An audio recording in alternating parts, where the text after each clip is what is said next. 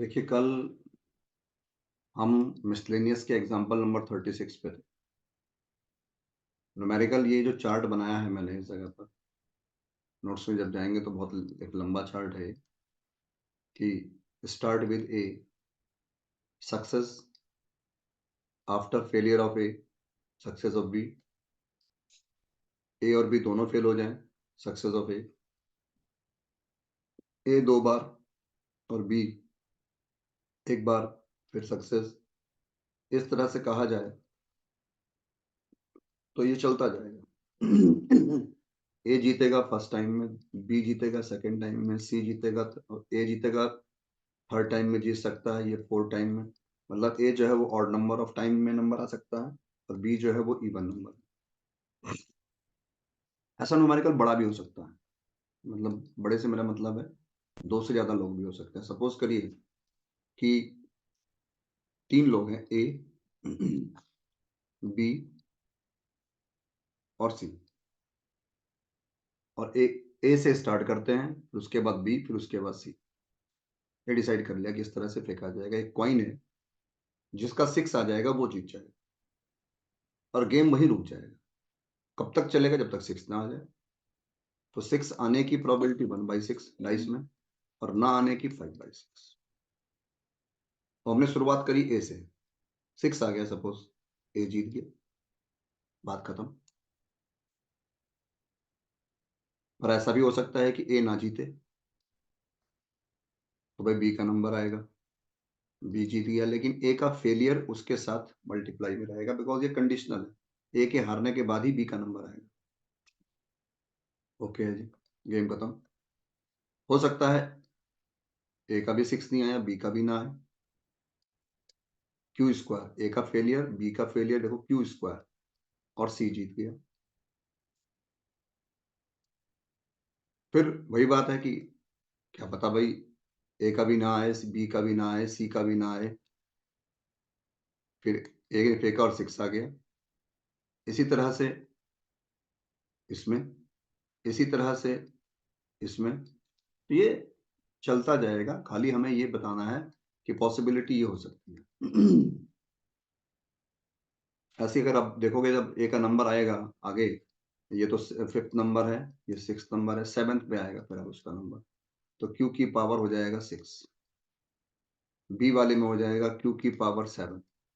Q की power में 3 का डिफरेंस रहेगा, 3 लोग हैं ना, क्यू की पावर 8 भी। तो अगर कोई मुझसे कहेगा कि बताइए ए के जीतने की प्रोबेबिलिटी क्या है, तो पी प्लस क्यू की पावर 3, क्यू की पावर 6, डैश डैश डैश, और पी कॉमन लीजिए, तो जो मैंने डैश डैश किया है समझ लीजिए अप टू इन्फिनिटी। और ये जो ब्रैकेट के अंदर है ये एक जीपी सीरीज है, और जीपी सीरीज का फॉर्मूला होता है A/1 - R, और पी और क्यू यहाँ रख दीजिए। ऐसे बी को निकाल लीजिए इनका सम करके, और सी को निकालना है तो कुछ ना करें, ए और बी को ऐड करके 1 से माइनस कर दीजिए, वरना सी को भी निकाल दीजिए। तो ये होता है केस। 4 लोग भी हो सकते हैं, 3 ही नहीं। तो ये आपका एग्जाम्पल नंबर 36 मौजूद है। ओके, अब आपकी बुक में देखें तो अगला एग्जाम्पल है 37।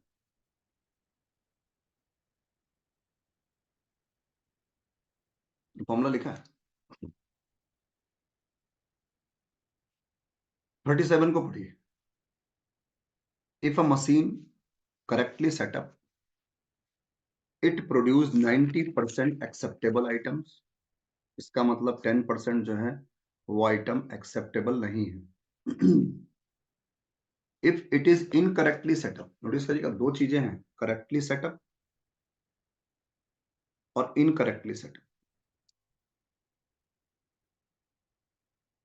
It produce 40% of acceptable items, 60 इसमें भी एक्सेप्टेबल नहीं है।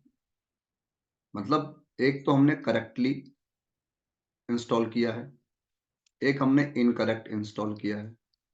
करेक्ट वाले में एक्सेप्टेबल आइटम्स आती हैं 90%, इसमें आती हैं 40%। आगे लिखा है past experience so that 80% of the setup are correctly done. पुराने अनुभवों से ये पता लगता है कि 80% जो है सेटअप जो है वो करेक्टली डन है।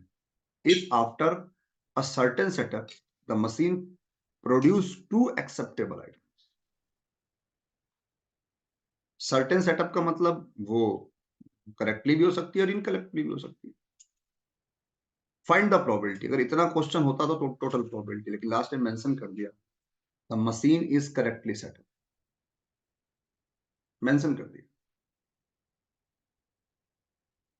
देखो 80% है करेक्टली सेटअप के लिए, 80%, तो ये आपका E1 हो गया। 80% का मतलब है 80/4/5। इसका मतलब है इनकरेक्ट अगर देखना है तो 1 - 4/5 करेंगे तो 3/5, सॉरी 1/5, क्षमा चाहो, ये हो गया। अब करेक्टली सेटअप है, उसमें एक्सेप्टेबल आइटम 90% क्या, इवेंट मान लो ए है, 90% क्या है, 90% का मतलब है 9/10, लेकिन दो निकालने हैं, दो निकालने, नोट करना, 2 एक्सेप्टेबल आइटम्स ये लिखा है। और इसी प्रकार अगर हम बात करें कि हमने सेटअप करेक्ट नहीं किया है, उसमें से 2, तो उसमें करेक्ट कितना था 40%, तो 2/5 इंटू 2/5। अगर हमसे पूछता फाइंड द प्रोबेबिलिटी, इन दोनों को जोड़ देते। देखिए उसने कहा कि लास्ट में मशीन इज करेक्टली सेटअप, तो आप क्या करेंगे, टोटल नीचे आएगा और ऊपर जो है करेक्टली की वैल्यू आ जाएगी। ये है बेस थ्योरम। और न्यूमेरिकल खत्म। बस इतना ध्यान रखिए 2 एक्सेप्टेबल आइटम है इसलिए 0.90। अगर सिर्फ लिखा होता है एक्सेप्टेबल आइटम तो फिर ये ना हो। खत्म। अब आते हैं मिसलेनियस के न्यूमेरिकल्स पर, वन बाय वन। क्या लिखा है sir, A and B are two events such that PA not equal to 0, find PB upon A। अब पहली बात तो PB upon A का फॉर्मूला क्या होता है, ये तो एक MCQ छोटा क्वेश्चन होगा confirm. A intersection B upon P, ये फॉर्मूला होता है। अब वो कहता है A is subset of B। A अगर सबसेट है B का, तो भाई अगर यूनियन करने की बात आए तो B के इक्वल होगा, और इंटरसेक्शन की बात आए तो A के इक्वल होगा। अपने को इससे मतलब नहीं है, क्योंकि अपना यहाँ इंटरसेक्शन है। इंटरसेक्शन होने का मतलब है सर कि A इंटरसेक्शन B की प्रोबेबिलिटी A की प्रोबेबिलिटी के बराबर होगी। इसका मतलब है ये आपस में कट जाएंगे और वैल्यू बना जाए। That's all. अच्छा अगला क्या कहता है, A intersection B is equal to 5, और 5 की प्रोबेबिलिटी जो होगी वो 0, नथिंग, इम्पॉसिबल। तो सर ऊपर 0 आ गया तो वैल्यू 0 हो जाएगी, खत्म। ओके, न्यूमेरिकल नंबर सेकंड को पढ़ो। न्यूमेरिकल पढ़ेंगे फिर सॉल्यूशन देखेंगे, कोई दिक्कत नहीं है सॉल्यूशन देखने आइडिया बढ़ेंगे। लिखा है अ कपल हैज 2 चिल्ड्रन, एक परिवार है, एक कपल है, उसके 2 बच्चे हैं। ओके, 2 बच्चे हैं, गर्ल गर्ल हो सकता है, बॉय गर्ल हो सकता है, गर्ल बॉय हो सकता है, और बॉय बॉय हो सकता है। ये एल्डर है और ये यंगर है, इस तरह से लिख दिया मान लो। बड़ा और बड़े वाले को पहले, छोटे वाले को बाद, उनके पैदा होने के क्रम में। Find the probability that both children are male if it is known that at least one of the children is male। Notice करना, if it is known that one of the children is, तो ये known का मतलब है conditional लगा दिया, conditional. और probability पूछी क्या गई थी, बोथ चिल्ड्रन आर मेल, तो इस जगह पर बोथ चिल्ड्रन आर मेल तो सर बॉय बॉय का।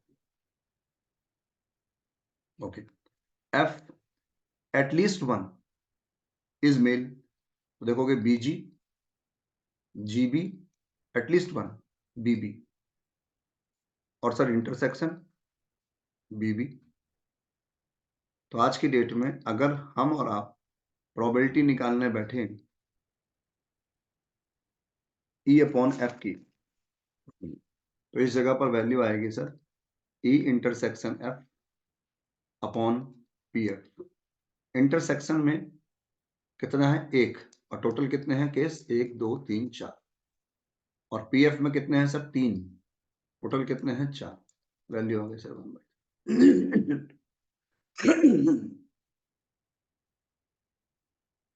ये हो गया। कल को यही क्वेश्चन आता find the probability that 1 is male and 1 is female. हम ये लेते हैं girl boy boy girl. If it is known that at least one of the children is male, ये तीनों रहते, तब यहाँ इंटरसेक्शन में 2 आता, कहानी खत्म हो जाती। तो ये सवाल के सोच के साथ चलना है। आगे लिखा है देखो find the probability that both the children are female, जैसे बॉयज था वैसे गर्ल्स हो जाएगा। If it is known that that notice करना, if it is known that, यहाँ एटलीस्ट था, यहाँ एटलीस्ट नहीं है। Elder child is female, elder child is female ये है, ये वाला और ये वाला, ये है सर 2। तो मतलब आपका एफ जो होगा वो जी और जीबी लिया जाएगा। ई जो है आपका साफ लिखा है बोथ आर फीमेल, जी लिया जाएगा। इंटरसेक्शन जो होगा सर वो जी होगा। एक वैल्यू है, यहाँ 2 है, तो वैल्यू जो आएगी प्रोबेबिलिटी जो आएगी वो 1/2 ई अपॉन एफ की, और क्वेश्चन खत्म। तो न्यूमेरिकल को पढ़िए, सोचिए, न्यूमेरिकल होगा। सॉल्यूशन मिलेगा आपको नोट्स में, मैं आपकी नोट्स भी दिखा दूंगा आपके। क्वेश्चन नंबर 3 है, मैं न्यूमेरिकल आपको नोट्स भी दिखाता हूँ, आपके नोट्स में यही है मौजूद, थोड़ा आगे जाना पड़ेगा मुझे।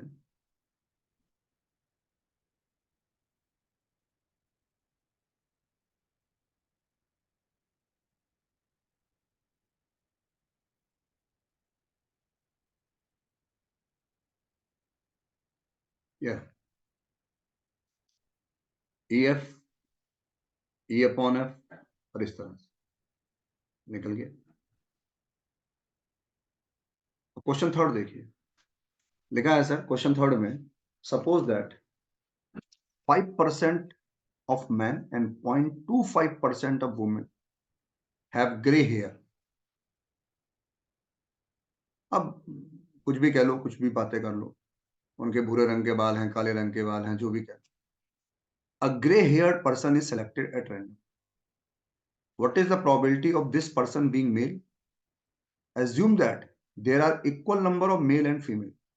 नोट करना, मेल और फीमेल की संख्या इक्वल है, मतलब 1/2 प्रोबेबिलिटी है। आप मेल चुनिए या फीमेल चुनिए। अगर मेल चुनते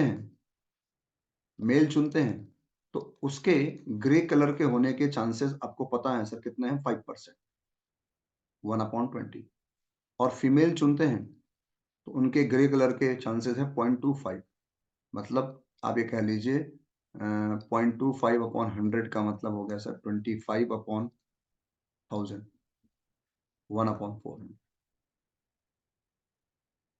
आगे कहता है assume that there are equal number, तो what is the probability of this person being male? तो भाई आपने पूछता what is the probability of grey hair, तो आपने लिखता ऐसा लिखना था, आपने दोनों को टोटल करना था, दोनों का टोटल करना था आपने। लेकिन उसने बाद में रिवील कर दिया इस बात को कि भाई जो आपने सुना है वो पुरुष है, तो भाई साहब ये आगे वेस्ट हो। That's all.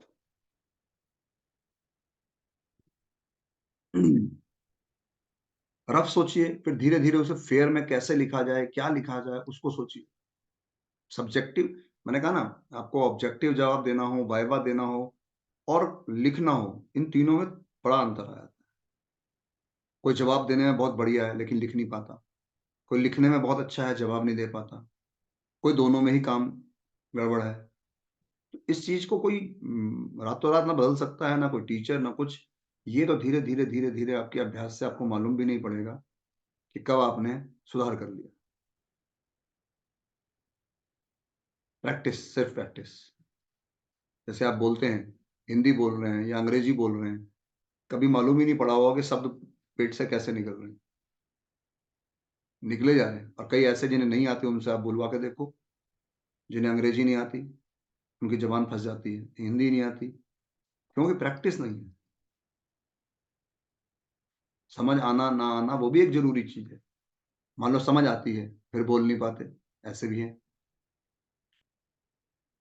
हमें अगर सब सपोज करो हम ये कहें कि समझ आ रही है, हमें हिंदी समझ में आ रही है, अंग्रेजी समझ में आ रही है, कई बार हम नहीं बोल पाते अंग्रेजी।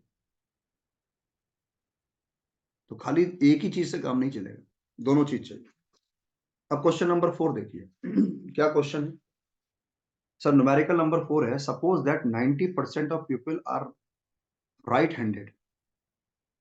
सीधे हाथ वाले हैं 90%, 9/10, और खब्बू हाथ वाले हो गए left handed 1/10। What is the probability that at most 6 of a random sample of 10 people are right handed? यहां राइट हैंडेड के बारे में कहा है, इसलिए पी माना। कल को लेफ्ट हैंडेड कहेगा तो उसे पी मानेंगे। और 0 से लेकर 10 लिखा है, मतलब n इज इक्वल टू 10 है, p इज इक्वल टू 9/10 है, and q is equal to 1/10। At most 6 का मतलब है सर ये 0 + 1 + 2 + 3 + 4 + 5 + 6। तो नीचे लिखा है उनको जोड़ा जाए, उनको जोड़ा जाए। और इन ये लिखे हैं, ये कहां से लिखे हैं हमने? x equal to r, NCR, p की पावर r, q की पावर n-r। n कितना है सर आपका 10, r कितना है? एक बार 0, एक बार 1, एक बार 2, एक बार 3, एक बार 4, एक बार 5, एक बार 6। एटमोस्ट 6। अगर कहता मोर देन 6 तो आप 7 + 8 + 9 + 10 करते। और मतलब इसी क्वेश्चन में कह दे एटमोस्ट 6 एंड मोर देन 6, तो आपने अगर एटमोस्ट 6 निकाल लिया है तो उसे 1 से माइनस कर दीजिए, ऑटोमेटिकली मोर देन 6 अपने आप आ जाए। चीज को सामने से सोचिए, ये खत्म, और बात बन गई। Numerical finish. फिर देखिए, हमने समेशन में लिख दिया है, आपको कैलकुलेशन करनी है, कैलकुलेशन कर दीजिए। और इतनी बड़ी चीजों के कैलकुलेशन अच्छा समेशन में ही मेंशन कर, बहुत बढ़िया रहेगा। अब क्वेश्चन 5 देखिए, क्या लिखा है सर? 5 में लिखा है an urn contain 25 ball of white, of which 10 balls bear a mark X and the remaining 15 bear a mark Y। हमारे पास 25 बॉल हैं, जिसमें से 10 बॉल पे X लिखा हुआ है और 15 बॉल पे Y लिखा हुआ है। ओके जी, एक बॉल उसमें से ड्रॉ करनी है और उसके मार्क को हमें नोट डाउन करना है और उसे फिर वापस रख देना। If 6 balls are drawn in this way, find the probability। सवाल को समझिएगा कि एक बॉक्स है जिसमें 25 गेंदे हैं, 25 बॉल हैं, जिसमें से 10 बॉल जो हैं वो एक्स के साथ हैं और 15 बॉल जो लिखी हैं वो वाई के साथ। एक बॉल निकालनी है, एक बॉल ड्रॉ करना है, उसको नोट करना है। नोट मीन्स एक्स है या वाई, वापस रख देना। और ऐसा कब कब तक करना है? 6 बार। तो मतलब 6 बॉल निकलेंगी, एक बार निकली फिर रखी, फिर निकली फिर रखी, 6 बार निकाला आपने से। मतलब आपके पास एक तरह से कहा जाए तो n = 6। अब क्या कहता है sir? Find the probability that all will bear a 6। 6 की 6 6 है। देखो एक चार्ट ऐसा बना लो, क्या कंडीशन हो सकती है कि 6 निकाली, एक भी 6 ना हो। 6 निकाली, उसमें से एक 6 है, 2 6 हैं, 3 6 हैं, सॉरी 6 कह रहा हूं मैं, एक्स है, 3x है, फिर 4x है, फिर 5x है, फिर 6x। ये px हो गया। और फॉर्मूला वही रहेगा सर, px = r का 6cr, p की पावर r, q की पावर 6 - r की वैल्यू 0 रखो, यहाँ आ जाएगा r की वैल्यू 1, r की वैल्यू 2 3 4 5 6, निकाल दीजिए। अब न्यूमेरिकल पढ़िए, 6 निकाली, 6 की 6 x है, तो आप ये वाला हिस्सा निकालेंगे, ये वाला 6 की 6 x = 6, ये होगा। अगला कहता है not more than 2 will bear Y. Not more than 2 मतलब 2 से अधिक नहीं, सिर्फ मैक्सिमम 2 वाई हो। वाई नोट करना, वाई कह रहा है वो। हमने टेबल बनाई है इस जगह पर आपके लिए और अपने लिए एक्स के हिसाब से, और पूछ रहा है वो वाई। तो कोई कहे जी वाई की भी टेबल बना ले क्या, बनाना चाहो तो बना लो, कोई बुराई नहीं है। लेकिन फिर वाई के लिए पी हो जाएगा आपके लिए वाई वाला, और क्यू हो जाएगा एक्स वाला, ये भी ध्यान रखना। अभी अगर x निकाल रहे हो तो p की वैल्यू है 2/5 और q की वैल्यू है 3/5। और अगर y निकाल रहे हो तो p की वैल्यू हो जाएगी 3/5 और q की वैल्यू हो जाएगी 2/5। कोई कहा जी मैं तो इसमें फंस जाऊंगा, इस कंडीशन में तो मेरे से काम नहीं होगा, तो मैं क्या करूं, इसी में कैसे काम चला लूं। तो नोट करना, हम अगर y की बात कर रहे हैं नॉट मोर देन 2y, देखिए यहां पर अगर एक भी x नहीं निकला तो 6y निकले, यहाँ एक निकला तो यहाँ, अब ऐसे कर लो ब्रैकेट में, ये 6, इसे x मान लो इसे y, इसे x मान लो इसे 5y, इसे x मान लो इसे y। यहाँ पर गौर करिएगा, आपके लिए 4y, यहाँ पर आपके लिए 3x 3y, यहाँ पर 4x 2y। मैं इसे साफ पेज पे बनाता हूँ, देखिए थोड़ा सा सवाल घुमा सकते हैं ये। अगर कंफ्यूजन आता है, मतलब किसी को लगता है कि मैं तो यार एक ही में काम करता, सिंबल ने कंफ्यूज कर दिया। मैंने क्या कहा, x आने की प्रोबेबिलिटी, हमने कहा कितनी है सर x, 10 बोले हैं 25 में से, तो 2/5। और ना आने की प्रोबेबिलिटी, जाहिर सी बात है ना आने का मतलब है y आएंगी, वो 3/5। अब कोई कहे जी यहाँ पर 0 लिखा आपने, तो ये x का लिखा मैंने, और गौर करें y का भी यही लिख लेते हैं, y का भी यही लिख लेते हैं। कैसे लिख लेते हैं y का, वो देखो आप, ये 6 की 6 y होंगी। फिर गौर करिएगा अगली बार, अगर एक x निकल रहा है तो 5y निकलेंगे, अगर 2x निकल रहा है तो 4y निकलेंगे 6 में से, अगर 3x निकल रहा है तो 3y निकलेंगे 6 में से। और अगर मैं कहूँ कि 4 निकल रही हैं, सॉरी यहाँ घटे, हाँ 4 निकल रही हैं, तो यहाँ 2 होंगी भाई। यहाँ पर अगर 5 है तो यहाँ 1 होगा, और यहाँ अगर 6 है तो ये 0 होगा।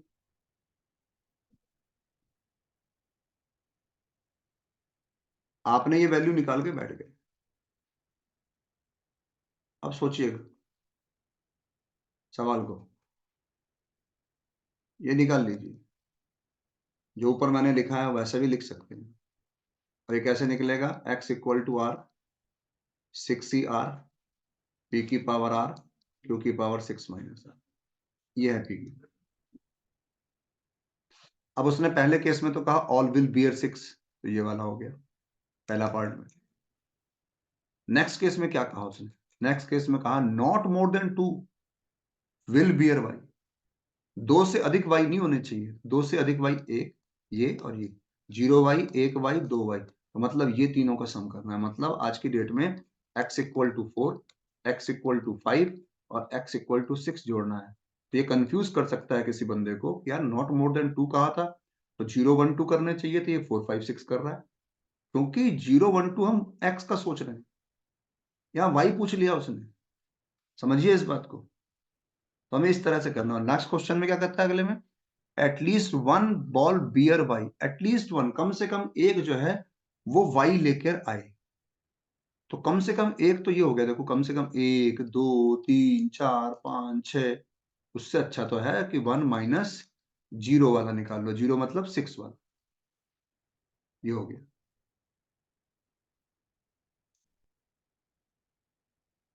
या फिर कोई कहे सर मैं तो कंफ्यूज हो जाऊंगा ऐसे, तो ऐसा करो, दो टेबल बना, एक्स आने की प्रोबेबिलिटी 2/5, ना आने की प्रोबेबिलिटी 3/5, वाई आने की प्रोबेबिलिटी 3/5 और ना आने की प्रोबेबिलिटी 2/5। ये आपने बना लिया फॉर एक्स, ये बना लिया फॉर वाई। ऐसा कर लो फिर, अगर दिमाग कंफ्यूज कर रहा है आप, और यहां पर फिर आप ऐसे चले जाओ। अब आपके लिए काम आसान है, 0 1 2 3 4 5 और 6, यहां पर आप चले जाओ y के लिए, पी वाई, यहाँ पी एक्स, 0 1 2 3 4 5 और 6। अब कोई कहे जी कैसे निकालूं? जो यहां निकलेगा वो यहां आएगा, जो यहां निकलेगा वो यहां आएगा, जो यहां निकलेगा वो यहां आएगा, जो यहां निकलेगा वो यहां आएगा। मतलब आप x की निकाल के वैल्यू, ध्यान रखना, मैं ऐसे लिख देता हूं यहाँ पर, ये y 6 के इक्वल होगा। अगर आप 1 की निकालोगे तो ये y 5 के इक्वल होगा। अगर आप x इक्वल टू 2 के लिए निकालोगे तो ये y इक्वल टू 4 की वैल्यू होगी। ये x इक्वल टू 3 के लिए निकालोगे तो ये y इक्वल टू 3 के लिए होगी। ऐसे ही आप x इक्वल टू 4 के लिए निकालोगे तो ये y इक्वल टू 2 की वैल्यू होगी। x इक्वल टू 5 निकालोगे तो y इक्वल टू 1 होगा। और अगर x इक्वल टू 6 निकालोगे तो y इक्वल टू 0 होगा। तो इस टेबल को बनाओ और इसको भी लिख दो। अब न्यूमेरिकल पढ़ो। फर्स्ट कहा था सारे के सारे 6 होने चाहिए, तो इस वाले में से लीजिए। हो गया? उसने कहा नॉट मोर देन 2, इस वाले में से लोगे आप। y is equal to 0 plus y is equal to 1 plus y is equal to 2। आपको टेंशन नहीं रहेगी। At least one ball bear y, कम से कम एक बॉल y बियर करे। तो एक बॉल कम से कम तो ये पूरा हिस्सा जोड़ना, उससे अच्छा है 1 माइनस वाई 0। लास्ट कहता है the number of ball with x mark and y mark will be equal. 3 x हो और 3 y हो, तो कोई सा ही पकड़ लो, ये वाला या ये वाला, मर्जी आप, कोई सा भी ले लो। ये फर्स्ट है, ये सेकंड है, ये थर्ड है और ये फोर्थ। ठीक ठाक सवाल है, अपने कर सकते हैं, सोच सकते हैं। तो नोट्स में भी देखिएगा इस बात को। यहाँ बना है लेकिन मैंने टेबल x के हिसाब से बनाई है, तो इसीलिए कहीं कंफ्यूजन आ जाए आपके मन में कि यार ये तो कह रहा है कि 2 विल बियर y। देखो क्या लिखा है मैंने, 4 विल बियर x। तो बेटर है आप x का अलग बना लो और y का अलग बना लो, कंफ्यूजन ही नहीं रहेगा, ये लिखने की जरूरत ही नहीं पड़ेगी। बात ही खत्म। बेस्ट तरीका।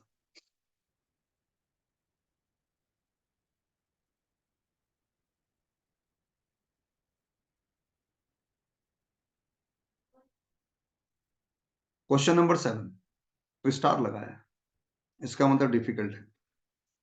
कुछ बात इसमें ऐसी है। न्यूमेरिकल क्या है सर? मैं पढ़ के सुनाता हूँ, या चाहो तो आप एट द मोमेंट न्यूमेरिकल को सोच सकते हो, उससे अच्छा है न्यूमेरिकल पढ़ लो। ये रहा 6 7, सॉरी,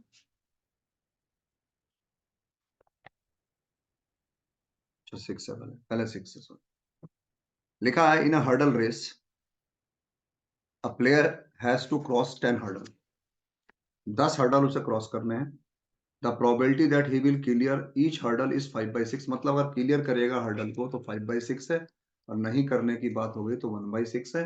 और 10 हर्डल है उसके पास, n is equal to 10। What is the probability that he will knock down fewer than 2 hurdle. मतलब उसके पांव से 2 से कम गिर जाती है, क्या प्रोबेबिलिटी होगी? यहाँ पर 2 से कम गिर जाती हैं, तो सबसे पहली बात तो यह है, गिरने के लिए पूछा उसने, और हम यहाँ कह रहे हैं कि क्लियर करने के लिए बात। तो सबसे पहली चीज यहाँ पर यह आएगी कि हमारे पास n कितना है, p कितना है, q कितना है। तो करना कुछ नहीं है आपको, खाली 0 के लिए और 1 के लिए काम करना, बस। 0 हर्डल क्रॉस करे, 1 हर्डल क्रॉस करे, 2 से कम, ये आ गया। और पता है आपको इसकी वैल्यू क्या होगी? 6c0 p की पावर 0 q की पावर 6। इसकी वैल्यू क्या होगी? 6c1 p की पावर 1 q की पावर 5। और जोड़ दीजिए, खत्म। अब आइएगा क्वेश्चन नंबर 7 पे। क्वेश्चन नंबर 7 में हम लोगों ने स्टार लगाया है। क्यों लगाया है? पढ़िएगा सवाल। लिखा है sir, a dice thrown again and again. एक डाइस को फेंका जा रहा है बार बार। कब तक फेंका जा रहा है? जब तक कि 3 6 ना मिल जाए। मान लो आपने कहा जी मैंने फेंकना बंद कर दिया, इसका मतलब है तीसरे नंबर का 6 मिल गया आपको।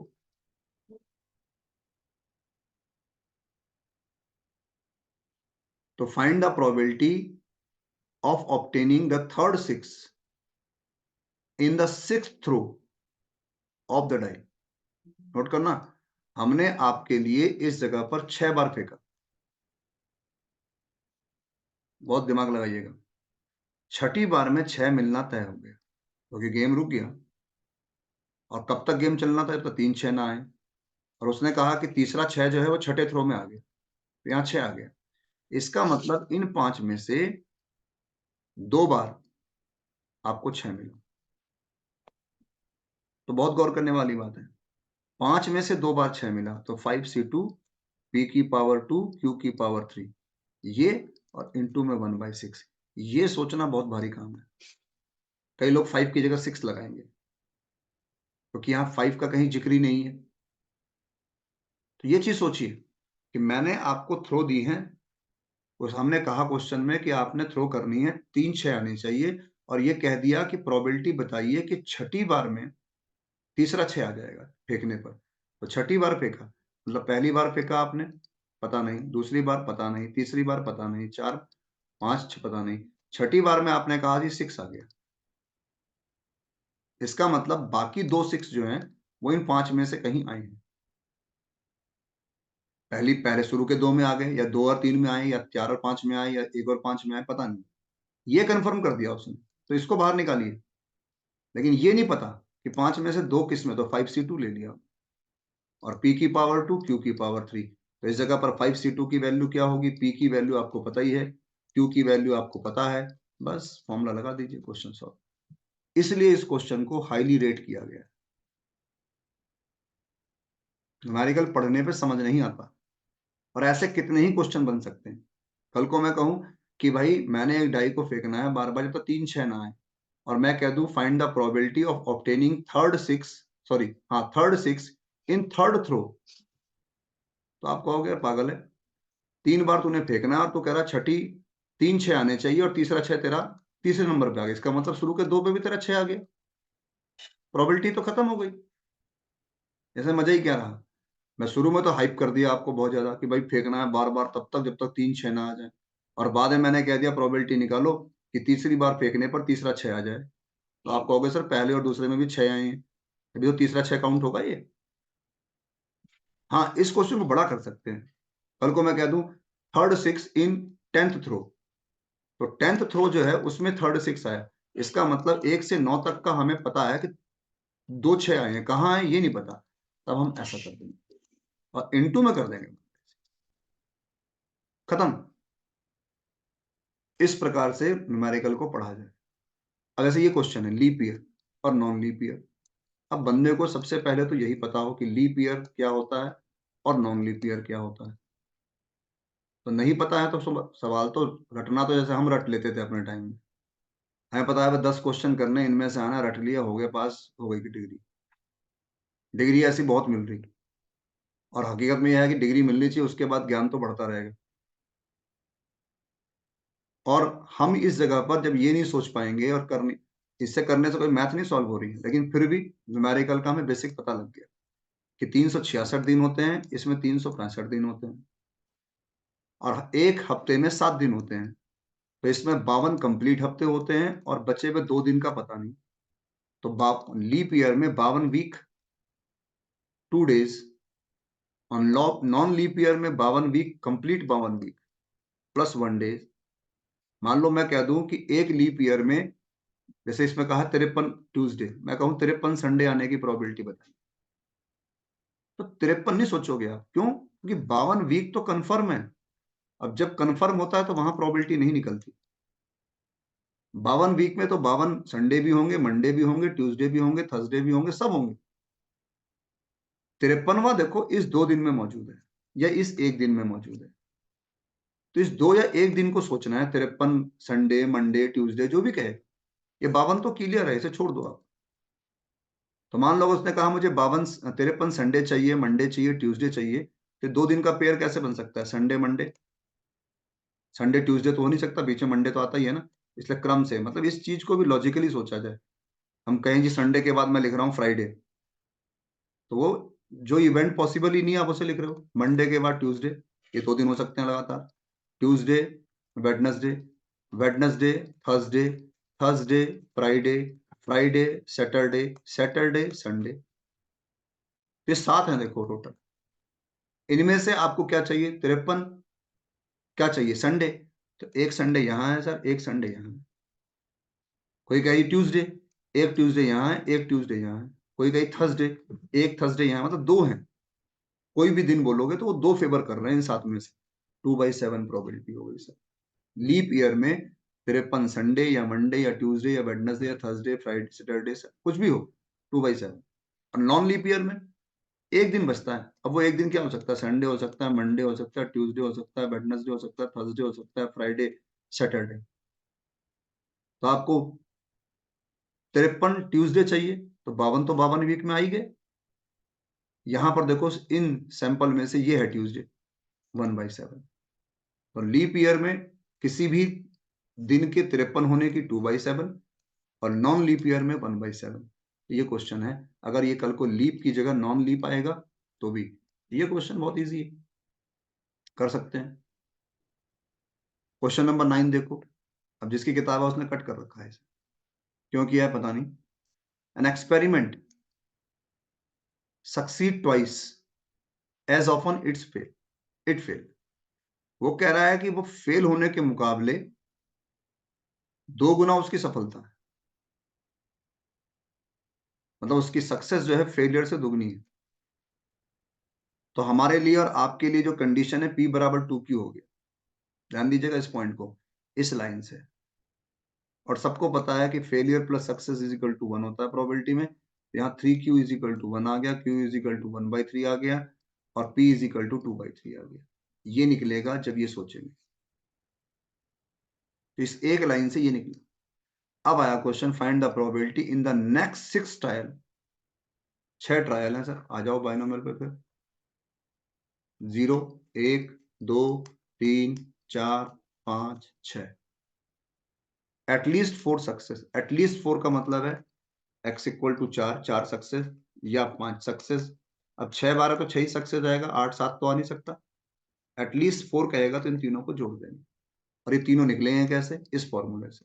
6CR, P की पावर R, Q की पावर 6 माइनस R। R के बदले 4 रखेंगे, 5 रखेंगे, 6 रखेंगे और जोड़ देंगे। क्वेश्चन करेंगे।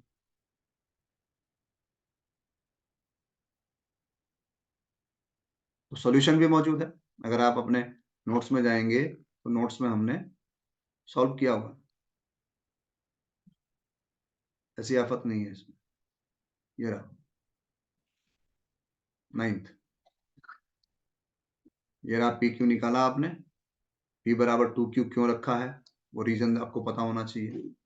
क्यू की वैल्यू ये कैसे आ गई? इस फॉर्मूले से आ गई। पी कहाँ से आया? इसी फॉर्मूले से आ गया।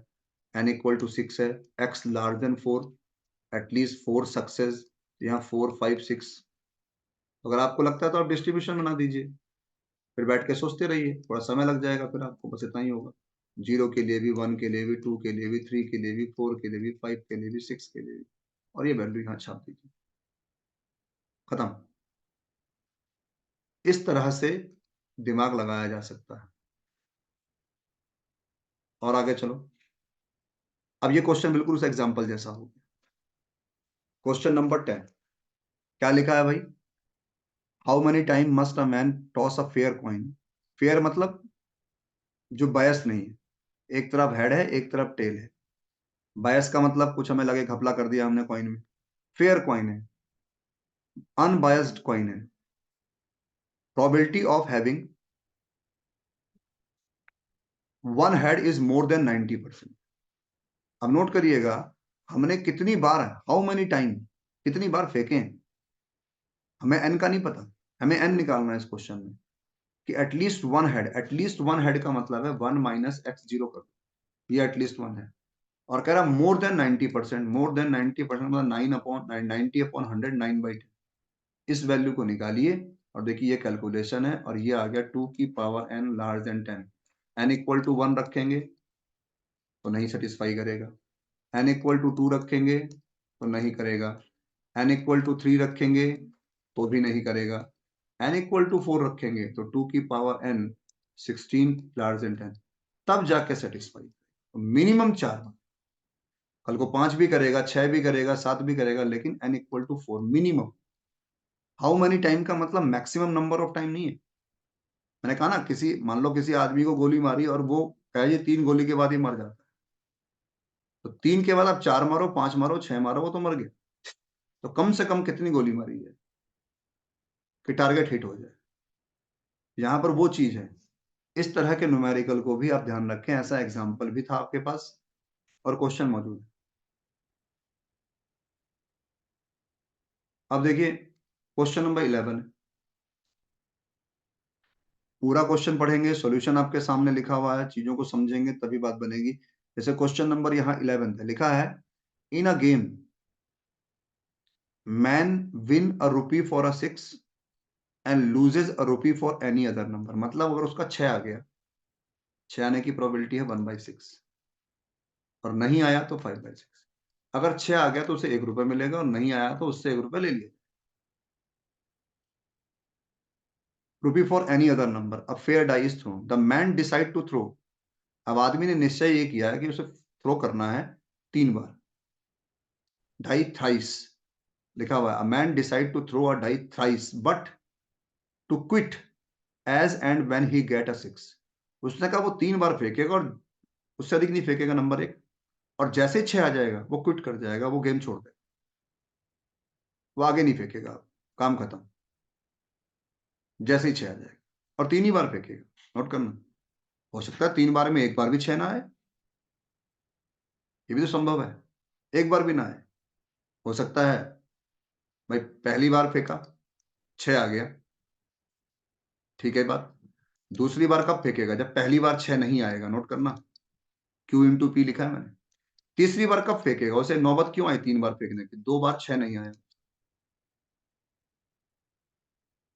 हम यहां सिर्फ उसके 6 आने की बात कर रहे हैं। कोई कही चौथी बार वो गेम में मकाना, वो गेम से बाहर हो जाएगा। हम यहाँ पर ये बात कर रहे हैं कि 6 आया उसका। कोई कही तीनों बार में 6 ना आया हो, यहाँ वो बात पूछी नहीं गई है। नोट करना, यहाँ पर उस चीज को हम मेंशन नहीं कर रहे हैं कि 1 बार भी 6 ना आए, तो क्यू की पावर 3 हो जाएगा, वो तो हमें ही पता कि 1 बार भी 6 ना आए। पहली बार भी क्यू, दूसरी बार भी क्यू, तीसरी बार भी Q, Q Q Q, Q की पावर 3 हो जाएगा तीसरी बार। लेकिन यहाँ पर 6 आने की बात चल रही है 3 थ्रो में। तो हो सकता है पहली बार में आ जाए, नहीं आया तो फिर दूसरे नंबर पे, फिर तीसरे। तो ये क्यू मल्टीप्लाई इसलिए हो रही है, कंडीशनल है। जब वो पहली बार फेल हुआ तभी तो दूसरे बार नंबर आया, जब 2 बार फेल हुआ तो तीसरी बार नंबर आया। इस तरह से उसने यहाँ पर ये चीज को सोचा नहीं जा रहा, इसीलिए जिस बच्चे की भी किताब है उसने इस पे गोला मारा हुआ। तो सॉल्यूशन तो मिलेगा ही आपको, कहीं ना कहीं आप ढूंढोगे सॉल्यूशन मिल जाएगा, लेकिन प्रॉब्लम क्या है, सोच। सवाल को हम समझ ही नहीं रहे कि वो क्यों लिख रहा है, ये ऐसी चीजें कहाँ से आ गई। तो इस आधार पे अब देखो, पहली बार में उसने फेंका, उसे 1 रुपए मिल गया। दूसरी बार में मिल तो गया उसे 6, लेकिन एक बार नहीं मिला तो उसका 1 रुपए काट लिया, 1 रुपए दे दिया, 0 आया उसके हाथ में। तीसरी बार देखो 6 आ गया, लेकिन 2 बार नहीं आया, तो 2 बार -1, 1 बार उससे +1, कुल मिलाकर उसे 1 रुपया घटा। ये चीज जो नीचे दिख रही है, ये भी समझने की। तो कितना उसने expected value he can win, जोड़ दीजिए, मल्टीप्लाई करके। एक्सपेक्टेशन आपके पास है, आप मल्टीप्लाई कर लीजिए एक्सपेक्टेड वैल्यू के लिए। पी आपके पास है, P into 1, Q P into 0, और क्यू स्क्वायर इंटू पी -1 जोड़ा, तो ये एक्सपेक्टेड वैल्यू है। इस प्रकार के सवाल के साथ भी काम करना पड़ सकता है, ध्यान रखिएगा। एक्सपेक्टेशन अलग है, और कोई कहे जी कितने पैसे मिले, तो पैसे तो कोई कहेगा जी यहाँ 1 रुपए भी मिल सकता है, 0 भी -1। एक्सपेक्टेशन का मतलब यहाँ पर हमारे पास है जो प्रोबेबिलिटी है। जैसे कई बार कई क्वेश्चन ऐसे भी होते हैं, जैसे मान लीजिए हमने बॉल निकालनी है, हमने कहा भाई फलानी बॉल निकालेगा 2 रुपए देंगे, फलानी बॉल निकालेगा 3। मान लो एक घड़ा है, उसमें 4 रेड हैं और 3 ब्लैक बॉल है। हमने कहा रेड बॉल निकालने पर तुझे 2 रुपए मिलेंगे, और ब्लैक बॉल निकालने पर 3 रुपए मिलेंगे, और 2 बॉल निकालनी है, 2 बॉल निकालनी है। अब 2 बॉल निकालनी हो सकता है दोनों रेड रेड आ जाए, ब्लैक रेड आ जाए, या रेड ब्लैक आ जाए, बात एक ही है, या फिर ब्लैक ब्लैक आ जाए। रेड रेड आएंगे तो उसे भाई हम सीधी सी बात है 4 और 4 8 रुपए देंगे। तो रेड रेड आने की प्रोबेबिलिटी भाई हमारे पास है 4/7 4/7 इंटू में करेंगे उसको 8 रुपए। एक्सपेक्टेशन वैल्यू ऐसे निकलती है। फिर अगर ब्लैक रेड और रेड ब्लैक आता है तो हम 7 रुपए देंगे, तो हम उसको यहाँ 7 से मल्टीप्लाई करेंगे। ब्लैक ब्लैक की प्रोबेबिलिटी 3/7, रेड की प्रोबेबिलिटी 4/7। और अगर ब्लैक ब्लैक आ गया तो उसे हम 6 रुपए देंगे, जो भी है। सॉरी, रेड के लिए 2 रुपए था तो 4 रुपए आएगा, यहाँ 2 और 3 5 रुपए आएगा, और यहाँ 6 रुपए आएगा। तो इस तरह से आप एक्सपेक्टेशन की वैल्यू को सोच सकते हैं। तो न्यूमेरिकल क्योंकि 12th लेवल से थोड़ा सा अलग टाइप का हो गया, आप लोगों को जो क्वेश्चन कराए जाते हैं उनमें ये कम शामिल होते हैं, इसलिए दिक्कत। क्वेश्चन नंबर 12 जैसा है वैसा ही सेम ऐसे एग्जाम्पल लिखा हुआ है सर कि बॉक्स है ABCD और कलर है रेड व्हाइट और ब्लैक। मैंने टोटल भी लिख दिया इनका, नॉर्मली बराबर है सब हर बॉक्स में। अब वो कह रहा है इस जगह पर सिंपल सा क्वेश्चन है, ऐसा एग्जांपल था, one of the box being selected. अब 4 में से किसी एक बॉक्स को चुनोगे तो 1/4 प्रोबेबिलिटी होगी, चाहे कोई सा भी बॉक्स चुनो। एक आपके चुनना है और 4 आपको फेवर कर रहे हैं, और 4 आपके पास है, तो ये प्रोबेबिलिटी होगी। अब उन बॉक्स में से सिंगल मार्बल इज ड्रॉन, एक मार्बल निकालना है, और if the marble is red what is the probability. आपको रेड मार्बल निकालना है, मान लो पहले वाले में से निकाला तो 1/10 मल्टीप्लाई कर दोगे, दूसरे वाले में से निकाला तो 6/10 मल्टीप्लाई कर दोगे, तीसरे वाले में से निकाला तो 8/10, और चौथे वाले में से निकाला तो 0 हो गया। अब लास्ट में कह रहा है कि if it was drawn from box A, तो आप नीचे टोटल करोगे इनका, ऊपर बॉक्स ए का लिख दोगे। फिर आगे कह रहा है या बॉक्स बी, या कह रहा है बॉक्स ए, 3 चीजें बना दी उसने, तीनों कर दो, क्या दिक्कत है। क्वेश्चन आपके पास यहां पर अपने आप आ जाएगा। इस तरह से इस न्यूमेरिकल को आपने सोचना है, करना है और देखना है, बस, और क्वेश्चन खत्म। बाकी काम हम बाद में